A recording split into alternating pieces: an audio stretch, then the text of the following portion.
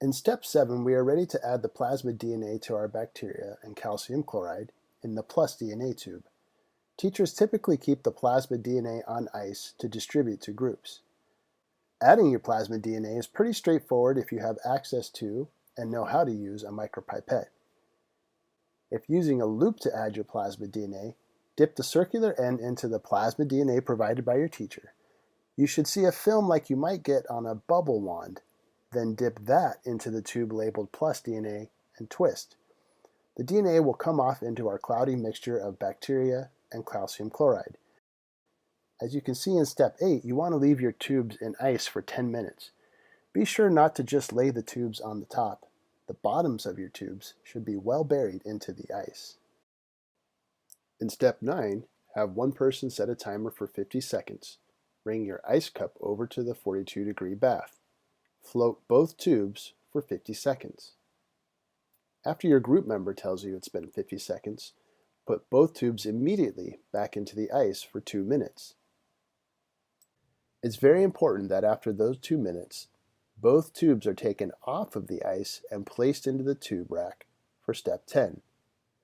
In step 10, we feed the bacteria in each tube with 300 microliters of LB broth, again using either a micropipette or a transfer pipette.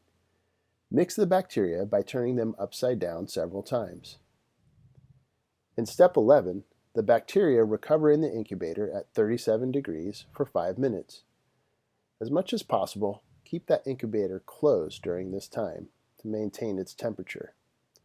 Unlike our previous time steps, it's okay if this is not exactly 5 minutes. Between 5 and 20 minutes is just fine, as the cells are happy and warm in the incubator. While the bacteria are recovering during the incubation in step 11, you have time to move on to labeling your plates as described in step 12. A few tips for labeling your plates in step 12. First, you'll notice that there are 2 different types of plates. If it has a black stripe on it, that means that the agar in that plate contains LB. LB has sugars and amino acids that the bacteria need in order to grow. If the plate has a black and a red stripe, it means that that plate has LB in the agar, but it also contains ampicillin, which is a type of antibiotic. When you're labeling the plates, we want to make sure that you label the bottom of the plate and not the lid. You should include this information here around the outside edge of the bottom of the plate. We don't want you to write in the middle of the plate, as that'll make it difficult for us to read our results.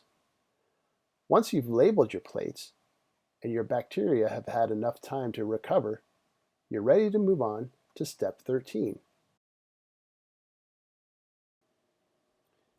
Retrieve your bacteria after they're done recovering and move on to step 13, where we plate the bacteria. Begin inverting the minus DNA bacteria a few times to mix them well.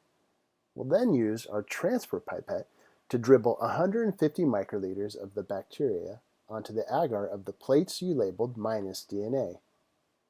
Remember, we want this on our agar, not the lid of the plates. We'll swirl the plates to spread the bacteria evenly. Then do the same process for the plus DNA bacteria on our plates labeled plus DNA.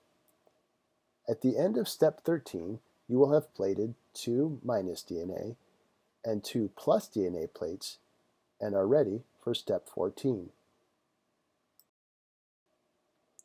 Students, in step 14, you stack your plates upright with the lids on top, as we see here. Teachers, leave the plates upright as it takes about 20 minutes for the bacteria to soak into the plates. Even up to an hour is fine. Be sure to turn the plates upside down when you place them in the incubator, as condensation can drip onto your bacteria. Some tape can help keeping incubator doors from popping open if they contain a lot of plates. Our last step is to follow your teacher's instructions for cleaning up your materials, disinfecting workstations, and of course, washing your hands. We hope these tips are helpful for you and your bacterial transformation.